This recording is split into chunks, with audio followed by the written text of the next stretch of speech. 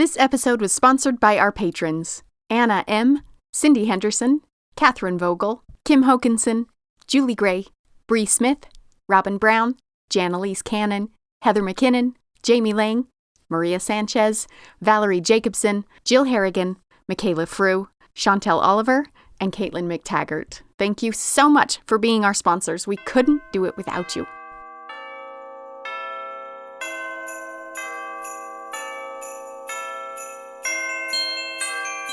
Merry Christmas, Olivia. Merry Christmas, Katie. We are going to snowy Victorian Maine today. Ooh! For our annual Christmas special.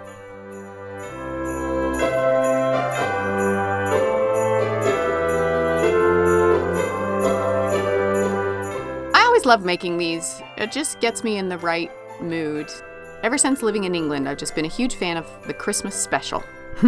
And today, our Christmas special, I think, can be encapsulated by a Melissa Etheridge quote. Oh! Winter is the time when time stands still. Ooh, I like that. And I've been thinking a lot about that over the past couple of months because I have been diving deep into the autobiographical writings of a woman that I had never heard of before until I went searching for literature for our Christmas special. Her name's Sarah Orne Jewett. Have you ever heard of her? Oh! You have? Yes, I have. Oh my gosh. Why do I know her? Is that because you had the 1895 edition of the card game by the Parker Brothers called Queens of Literature? Maybe? It was a card game, Queens of Literature, in 1895. She was in it. I might have that. If you have it, give it to me for Christmas. She was in it because she was hugely famous in the late 1800s. Famous critics were listing her as second only to Nathaniel Hawthorne. Wow. I'm trying to look at her. Oh, The Country of the Pointed Firs. Yeah? Wow, Famous? Yes.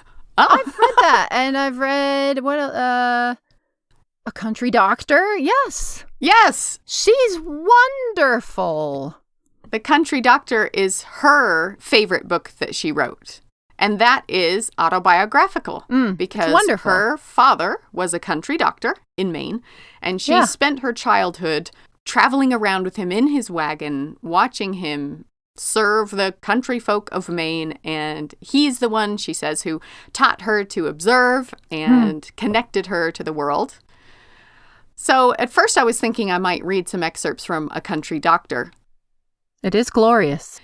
But the more I dug into her works, the more I, was amazed that she had published like hundreds of poems and stories and essays in periodicals back then. And among those were some essays that are just pure autobiography, just her reflecting on her own life, looking back in old age. And those I absolutely loved. I loved how pensive and thoughtful they were. Incredible writing, vivid imagery. Loved them. So I've taken those and picked some of my favorites and put them together for our Christmas special this year. Hooray! She lived in South Berwick, Maine, through the 1800s in a coastal town where lumberjack landlubbers would arrive with their load of lumber and pass it on to these salty sea captains who would then sail away from Maine with it. So this is awesome mixture of characters and culture in her childhood town. And so as she grew older, she looked back on that time and saw that it was slipping away, that time was changing. And I guess that brings me back to the theme. It's what she's got me really thinking about is the passage of time, and especially Christmas, winter, the solstice. I think for centuries, if not millennia, it's been a time of reflection, looking back. You know, it's a time when you're keenly aware that time is passing. Memory, mortality, deciding what it all means and what our role is in all of it. She does that so beautifully and so well. And one of my favorite passages is where she's writing in the late 1800s and she's old and she's looking back on her lost childhood. And she says, oh, times aren't what they used to be. And then she has a moment of realization and she goes, amazing to think that our modern era will someday be the time people look back on and say, oh, things aren't what they used to be. Yeah. Amazing to be reading that from this moment in time, looking back on her, also looking back. Yeah. And we're looking back in an eternal chain all the way back. So beautiful. And we could talk about her life forever. She's such a fascinating character, but it has been beautifully and succinctly summarized in a single poem that gives us a short biography of her life. So I'm going to start with the poem that tells us about who she was, and then we'll go to snowy Maine with her and revisit her childhood to revel in the fact that winter is the time when time stands still. Merry Christmas, Olivia. Merry Christmas.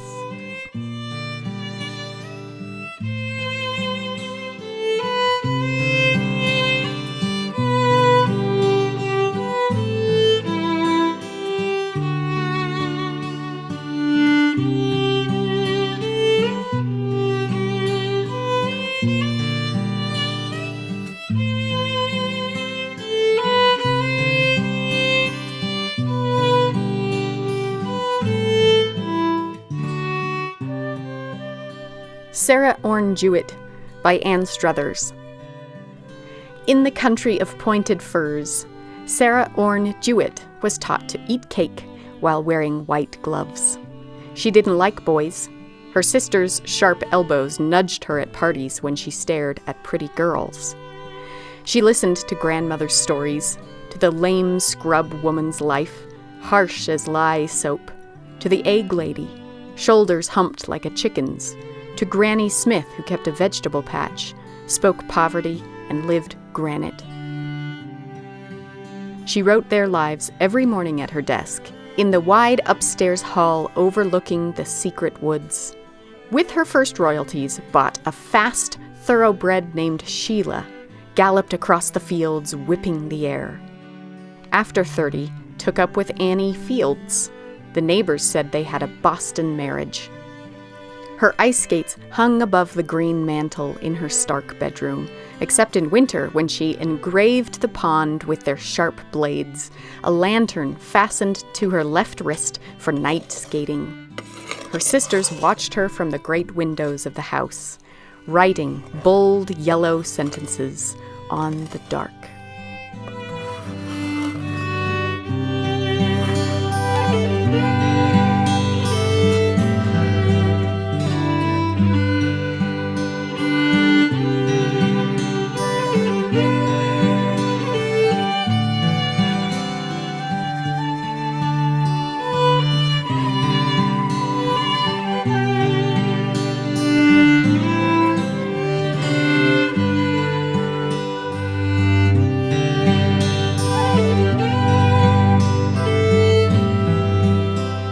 Christmas in Maine, Memoirs of Sarah Orne Jewett. Looking Back on Girlhood, January 1892.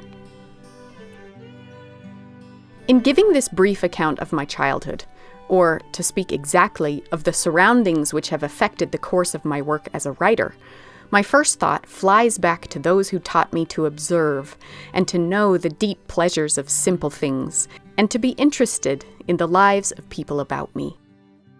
With its high hills and pine forests, and all its ponds and brooks and distant mountain views, there are few such delightful country towns in New England as the one where I was born. Being one of the oldest colonial settlements, it is full of interesting traditions and relics of the early inhabitants. 2 large rivers join just below the village at the head of tidewater, and these, with the great inflow from the sea, make a magnificent stream, bordered on its seaward course now by high wooded banks of dark pines and hemlocks, and again by lovely green fields that slope gently to long lines of willows at the water's edge. There is never-ending pleasure in making oneself familiar with such a region. one may travel at home in a most literal sense and be always learning history, geography, botany, or biography, whatever one chooses. I have had a great deal of journeying in my life and taken great delight in it, but I have never taken greater delight than in my rides and drives and tramps and voyages within the borders of my native town. There is always something fresh, something to be traced or discovered, something particularly to be remembered. One grows rich in memories and associations.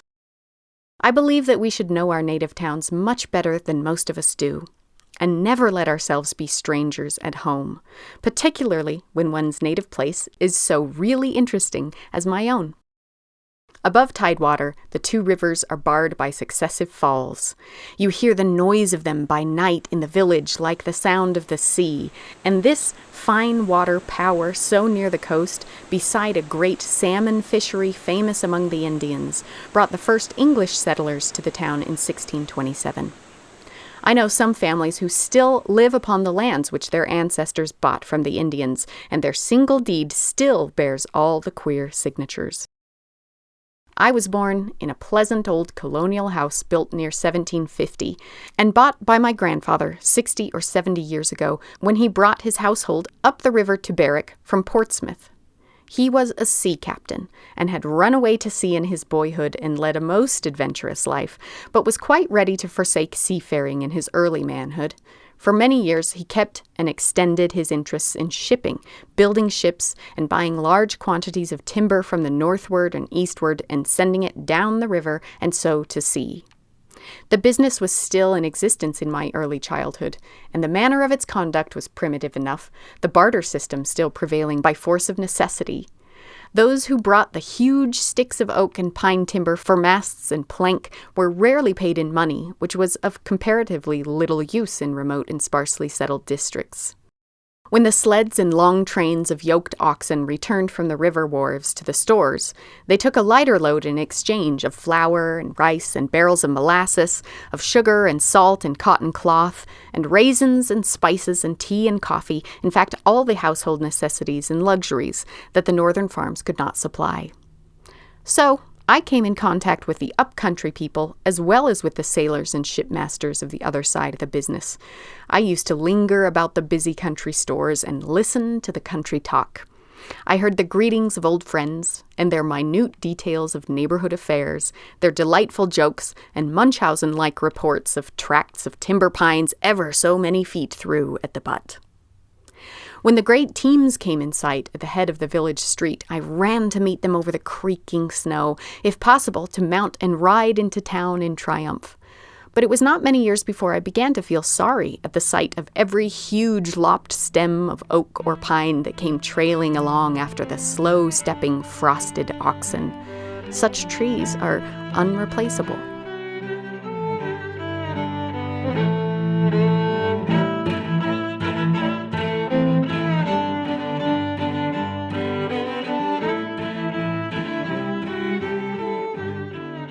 My young ears were quick to hear the news of a ship's having come into port, and I delighted in the elderly captains with their sea-tanned faces who came to report upon their voyages, dining cheerfully and heartily with my grandfather, who listened eagerly to their exciting tales of great storms in the Atlantic and winds that blew them north about, and good bargains in Havana or Barbados or Le Havre.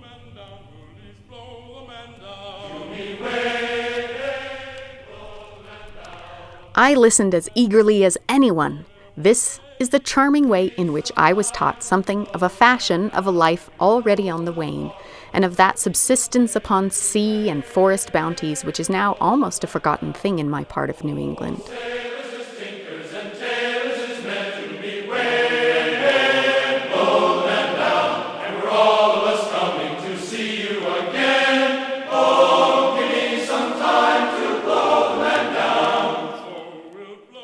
My grandfather died in my 11th year, and presently the Civil War began. From that time, the simple village life was at an end. Its provincial character was fading out. Shipping was at a disadvantage, and there were no more bronzed sea captains coming to dine and talk about their voyages, no more bags of filberts or oranges for the children, or great red jars of olives. but in these childish years, I had come in contact with many delightful men and women of real individuality and breadth of character, who had fought the battle of life to good advantage and sometimes against great odds.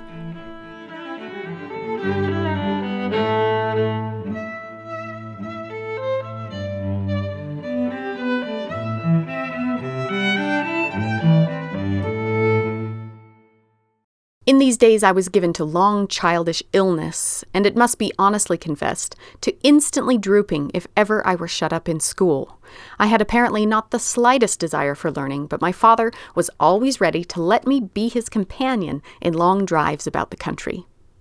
In my grandfather's business household, my father, unconscious of tonnage and timber measurements, of the markets of the Windward Islands or the Mediterranean ports, had taken to his book, as old people said, and gone to college, and begun that devotion to the study of medicine, which only ended with his life. I have tried already to give some idea of my father's character in my story, The Country Doctor, but all that is inadequate to the gifts and character of the man himself. He gave me my first and best knowledge of books by his own delight and dependence on them, and ruled my early attempts at writing by the severity and simplicity of his own good taste. Don't try to write about people and things. Tell them just as they are. How often my young ears heard those words without comprehending them. My father had inherited from his father an amazing knowledge of human nature, and from his mother's French ancestry that peculiarly French trait called gaieté de cœur. Through all the heavy responsibilities and anxieties of his busy professional life, this kept him young at heart and cheerful. His visits to his patients were often made perfectly delightful and refreshing to them by his kind heart and the charm of his personality. I knew many of the patients whom he used to visit in lonely inland farms or on the sea-coast in York and Wells. I used to follow him about silently, like an undemanding little dog, content to follow at his heels. I had no consciousness of watching or listening, or indeed any special interest in the country interiors. In fact, I was sometimes perplexed at my father's directing my attention to certain points of interest in the character or surroundings of our acquaintances. I cannot help believing that he recognized, long before I did myself, in what direction the current of purpose in my life was setting. Now, as I write my sketches of country life, I remember again and again the wise things he said, and the sights he made me see. He was only impatient with affectation and insincerity. I may have inherited something of my father's and grandfather's knowledge of human nature, but my father never lost a chance of trying to teach me to observe. I owe a great deal to his patience with a heedless little girl, given far more to dreams than to accuracy, and with perhaps too little natural sympathy for the dreams of others. The quiet village life, the dull routine of farming or mill life, early became interesting to me. I was taught to find everything that an imaginative child could ask in the simple scenes close at hand.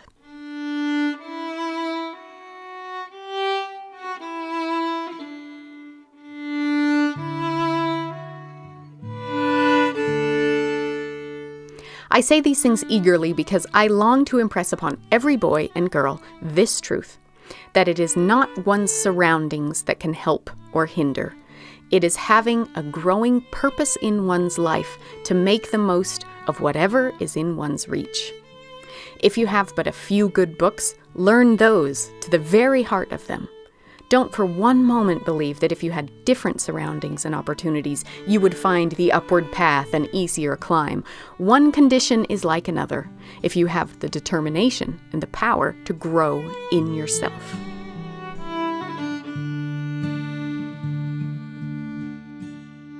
I was still a child when I began to write down the things I was thinking about, but at first I always made rhymes and found prose so difficult that a school composition was a terror to me, and I do not remember ever writing one that was worth anything. But in course of time, rhymes themselves became difficult, and prose more and more enticing, and I began my work in life, most happy in finding that I was to write of those country characters and rural landscapes to which I myself belonged, and which I had been taught to love with all my heart.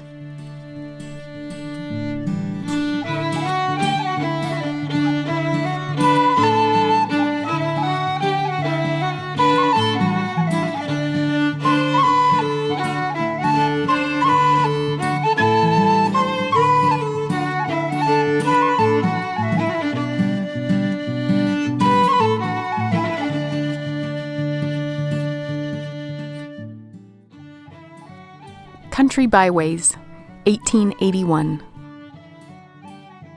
I was on a good road, and Sheila was trotting steadily, and I did not look at the western sky behind me until I suddenly noticed that the air had grown colder, and the sun had been for a long time behind a cloud, and then I found there was going to be snow. In a very little while, too.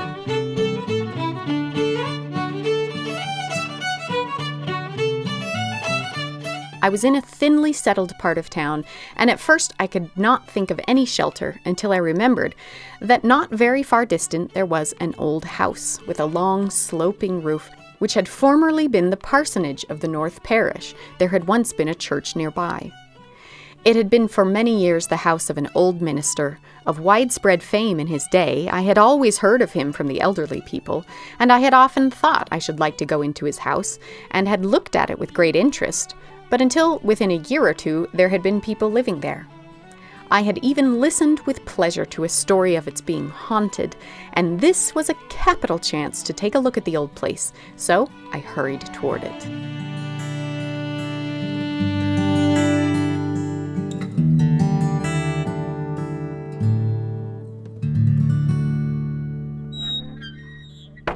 As I went in, at the broken gate, it seemed to me as if the house might have been shut up and left to itself 50 years before, when the minister died. So soon the grass grows up after men's footsteps have worn it down, and the traces are lost of the daily touch and care of their hands. It had been a very good house in its day, and had a dignity of its own, holding its grey head high, as if it knew itself to be not merely a farmhouse, but a parsonage.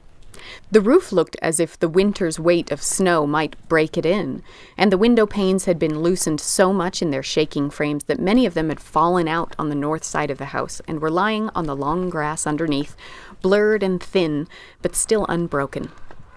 That was the last letter of the house's death warrant, for now the snow could get in, and the crumbling timbers must loose their hold of each other quickly.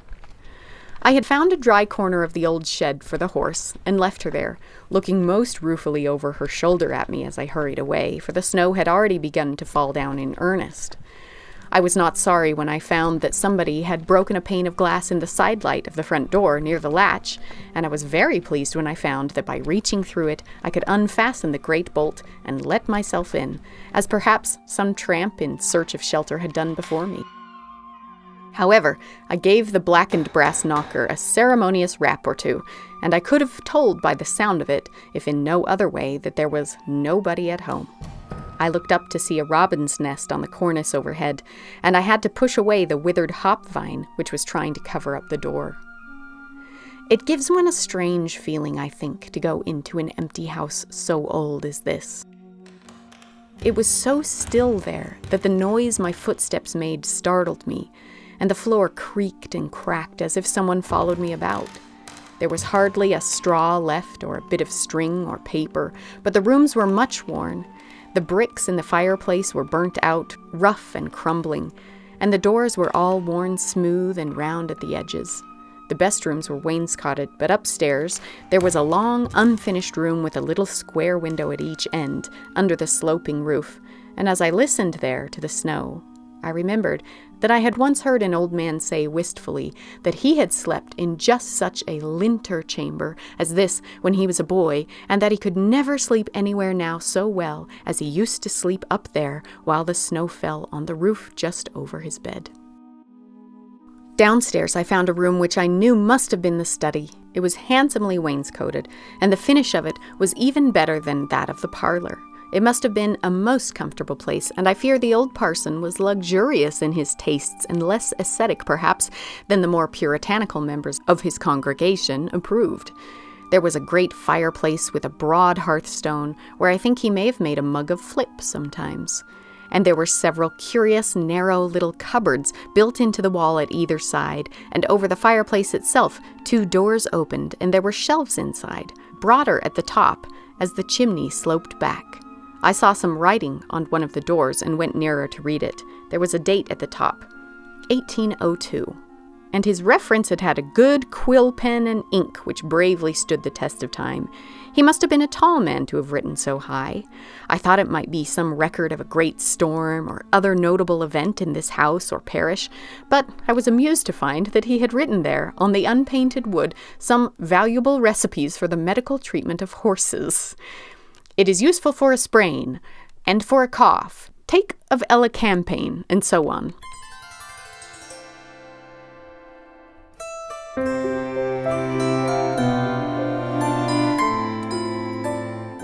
I thought of the stories I had heard of the old minister, and felt very well acquainted with him, though his books had been taken down and his fire was out, and he himself had gone away.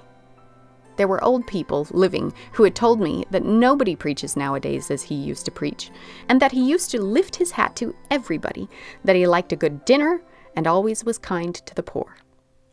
I thought, as I stood there in the study, how many times he must have looked out of the small-paned western windows across the fields, and how, in his later days, he must have had a treasure of memories of the people whom he had helped and taught and ruled. It was a great thing to be a country minister in those old days, and to be such a minister as he was, truly the priest and ruler of his people. The times have changed, and the temporal power certainly is taken away. The divine right of ministers is almost as little believed in as that of kings by many people. The office and the man are both looked at with less reverence. It is a pity that it should be so, but the conservative people who like old-fashioned ways cannot tell where to place all the blame. And it is very odd to think that these iconoclastic and unpleasant new times of ours will, a little while later, be called old times, and that the children, when they are elderly people, will sigh to have them back again.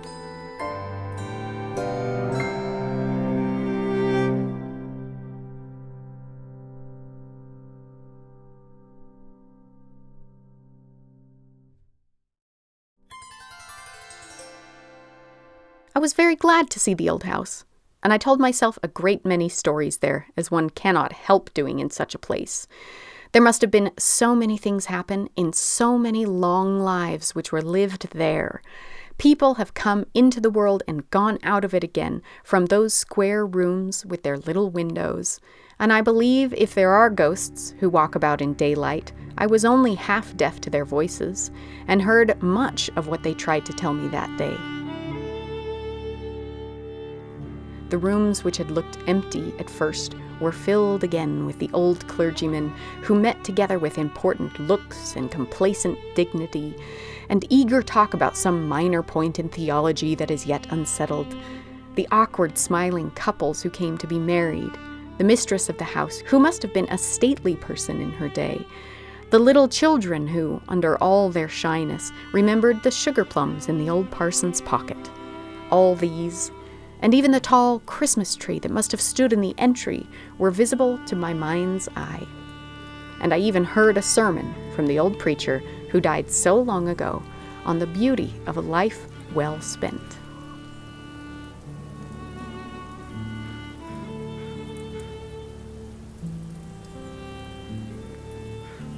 The snow fell steadily, and there was no prospect of its stopping, though I could see that the clouds were thinner and that it was only a shower. In the kitchen, I found an old chair which I pulled into the study, which seemed more cheerful than the rest of the house, and then I remembered there were some bits of board in the kitchen also, and the thought struck me that it would be good fun to make a fire in the old fireplace. Everything seemed right about the chimney. I even went up into the garret and looked at it there, for I had no wish to set the parsonage on fire. And I brought down a pile of old corn husks for kindlings, which I found on the garret floor. I built my fire carefully, with 2 bricks for andirons, and when I lit it, it blazed up gaily. I poked it, and it crackled. And though I was very well contented there alone, I wished for some friend to keep me company. It was selfish to have so much pleasure with no one to share it. Hail came faster than ever against the windows, and the room would have been dark had it not been for my fire, which threw out a magnificent yellow light over the old brown woodwork. I leaned back and watched the dry sticks fall apart in red coals, and thought I might have to spend the night there, for if it were a storm and not a shower, I was several miles from home. I could hear the house leaking, and the soot dropped down the chimney, and great drops of water came down too and spluttered in the fire. I thought, what a merry thing it would be if a party of young people ever had to take refuge here. And I could almost see their faces and hear them laugh, though until that minute they had been strangers to me. But the snowy shower was over at last, and my fire was out, and the last pale shining of sun came into the windows, and I looked out to see the distant fields and woods all clear again in the afternoon light. I must hurry to get home before dark, so I raked up the ashes and left my chair beside the fireplace, and shut and fastened the front door after me, and went out to see what had become of my horse, shaking the dust and cobwebs off my dress as I crossed the wet grass to the shed. The snow had come through the broken roof, and poor Sheila looked anxious and hungry, as if she thought I might have meant to leave her there till morning in that dismal place. I offered her my apologies, but she made an even shorter turn than usual when I had mounted, and we scurried off down the road, spattering ourselves as we went.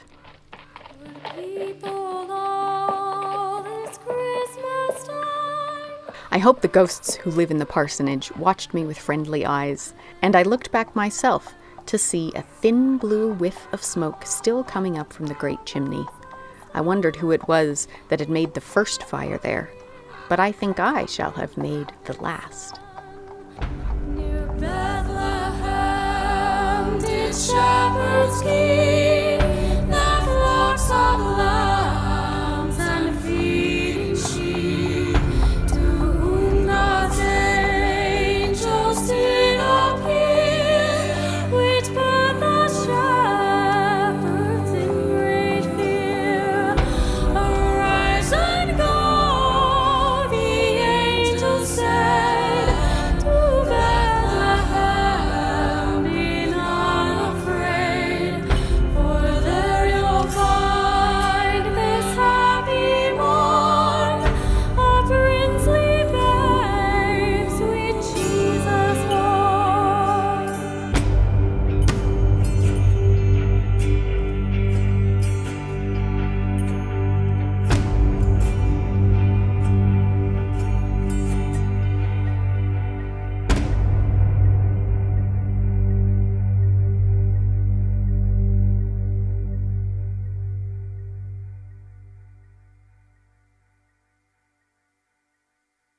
Grown Up, 1872.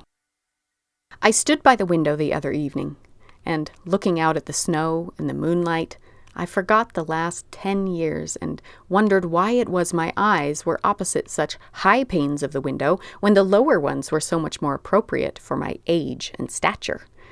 I thought I must be standing on a chair.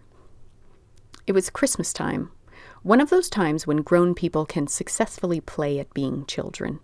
And following a sudden impulse, I put on my hat and jacket, sighed at the thought of having lost my mittens. How many years ago, I wonder? Hunted for my old sled, which I found dusty, rusty, and cobwebby, and pushing it under the garden fence and jumping over with great agility, I ran off over the crust and went coasting. It was undignified, but that did not hinder my having a good time. I discovered that I had developed astonishingly in length. And when I seated myself upon my sled, the Flying Tiger, I thought I must have had a nibble of that cake which made our friend Alice increase so surprisingly in stature once during that visit of hers to Wonderland. The hill seemed very low, but then one had the advantage of a shorter walk between the slides. I used to scorn the ladylike snowbirds and frost flowers and jessies which the other girls coasted upon, high, flat-runnered, slow affairs. And my sled used to be the pride of my heart and frequently beat in races with my boy friends while the girls followed in our rear.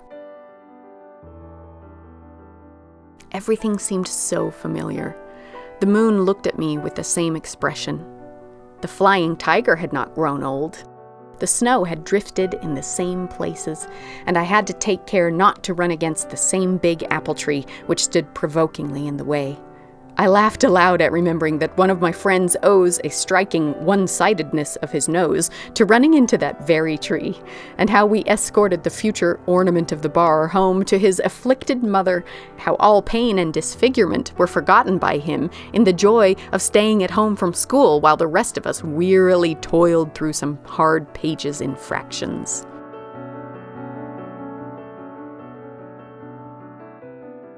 I found coasting when you are grown up has great advantages, the chiefest of which is that one may stay out as long as one likes and not hear a disagreeable bell ringing or an indignant voice coming faintly across the wintry waste. I climbed the hill and went swiftly down again, perhaps a dozen times, and was beginning to see the pathetic side of my occupation and to tell myself that I was grown up after all. I was altogether too tall to coast upon such a short sled, and I'd better go back to the house and behave myself, when I saw a small figure climbing a fence not far away and watched it come slowly along over the snow. I could hear a bell tinkling on the sled. The child wore a familiar, old-fashioned hood and looked so like a little friend of mine who died years ago and is represented in the visible world by a square little white tombstone. Was it Katie's ghost coming to join me in my sport? The last time we were here together was the day after my 10th birthday, and how she will think I have grown. We were always measuring in the old days to see which was the taller. I had always longed for a chance to tell her how sorry I was, that I broke her new slate the last day she was at school. I was kept in at recess and dropped it accidentally, and was waiting in great suspense to make my confession when my father stopped his horse and sent in one of the children to tell me that I might drive home with him. The next day, Katie was not at school because she had scarlet fever, and the children told me she had cried all the rest of the afternoon before, for the slate was the prettiest one in school, and it had been hers only 2 days.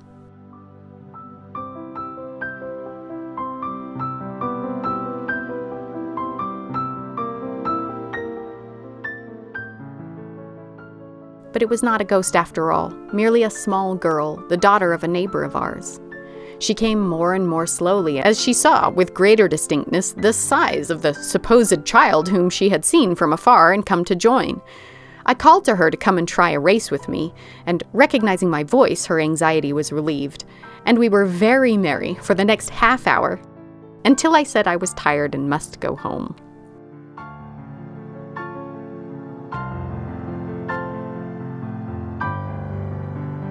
This small girl had always looked at me with great respect and indifference, but she seemed now to think me a much more entertaining person than she had supposed. I think she was on the verge of asking me to come over and play dolls next Saturday afternoon, and I should not like to have refused. I went into the house by the garden door and went up to my room by one flight of stairs, stayed long enough to brush my hair and change my gown. It was so natural to have torn it out coasting, and went boldly down through the front hall to the parlor. The ruse was of no effect, for they had heard the noise of the sled with great amusement, and had watched me climb the fence and disappear. I sat down at my desk and tried to read, after I had been sufficiently laughed at. But I had an odd, unsettled feeling, and the essay seemed an absurd thing for such a child as me to read.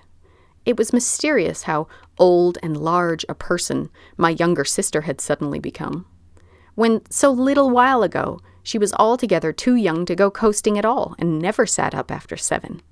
My head was filled with recollections of the children I used to know so well and had played with so many times on that little hill where I had been. Their faces came to me so clearly, and their voices echoed in my ears. Was it possible many of them were married, and that I scarcely recognize some when I meet them in the street, for they have grown to be men and women and are so utterly changed? Soon the children's faces and voices grew indistinct, and I looked up to see that the eyes of a little group of photographs, which is over my desk, were watching me intently and lovingly, as if to assert their authority.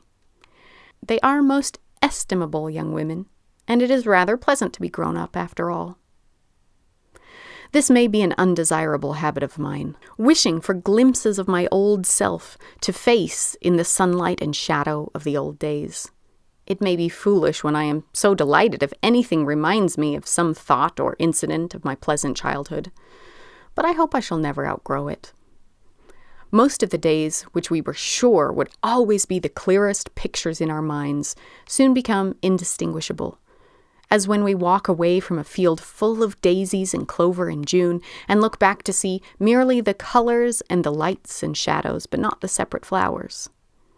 "Why is it that you care so much?" said someone to whom I was discoursing one day. "I think we remember more than enough. I would rather forget, for my part. Your lamentations are very unreasonable." It is strange how little we remember about ourselves. It is melancholy how slight a control we have over our memory, how much vanishes of which we think we shall never lose sight. We look back over our years and cannot understand why we decided to do this thing or that.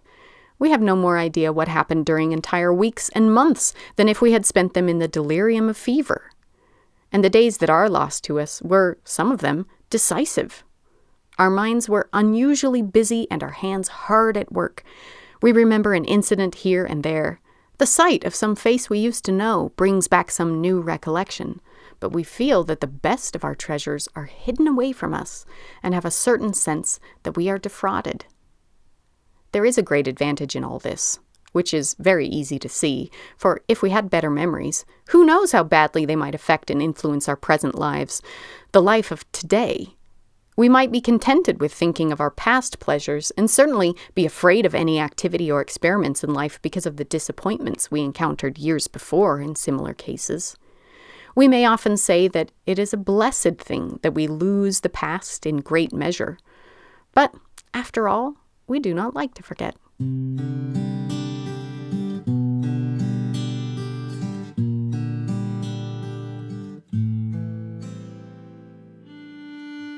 We show this reluctance unconsciously where one would least look for it. We make a powerless protest when we acknowledge to ourselves, after the death of a friend, that we no longer feel the first sharp pain the loneliness gave us, and that we are losing them and their influence from our lives. We find that time is taking the recollection of their voices and the touch of their hands slowly and surely away from us, and we try to bring back those first terrible days. It is not merely the memory of our friend. We are clinging to our grief.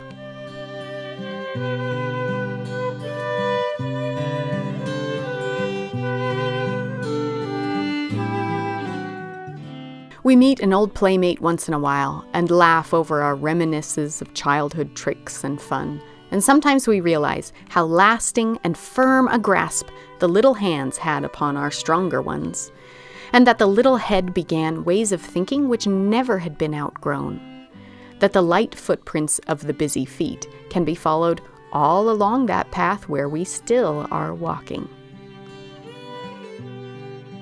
We look back and try to imagine the small travelers who grew and came to be our present selves.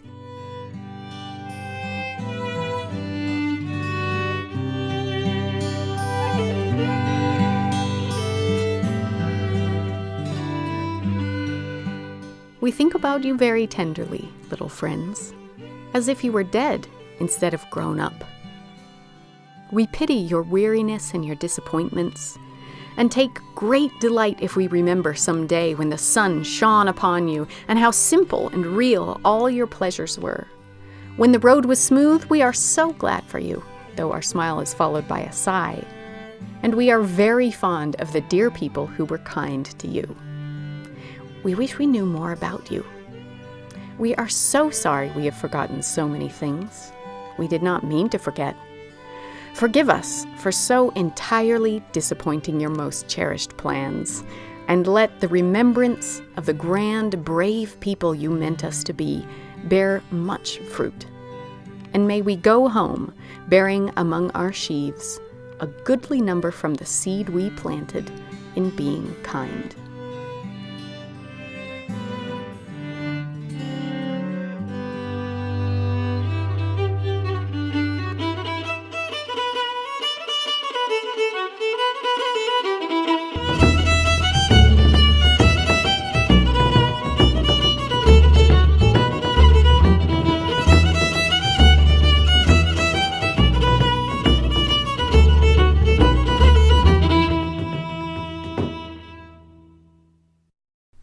Christmas Letter by Sarah Orne Jewett. We are so close together, though you are far away. God bless my darling and keep her safe, I whisper when I pray. Dear friend, we are each other's now, and it is Christmas Day. The sun will shine in your face and mine, and the wind will bring me word, and you and I will know all day that our hearts are strangely stirred. Just now I almost saw your face, and when you spoke, I heard. On Christmas Day in the morning, my dear, I thought of you, and I said, I have no better gift than a friend so dear and true, a love that is mine to the end of time, and will last my whole life through.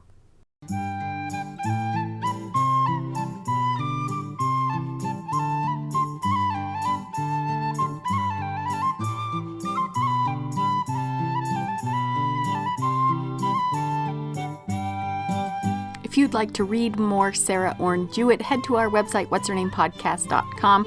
Music for this episode was generously shared by Fiddlesticks from their album Cold Fusion, Twin Musicom, Cooper Cannell, the Midshipmen Glee Club, Kevin MacLeod, Quincas Moreira, Ashley Fulero, Esther Abrami, and Rob Whalen. Wishing you a pensive, thoughtful, cozy, comforting, peaceful, joyful, dark of winter. Thank you so much for donating, and thanks for listening.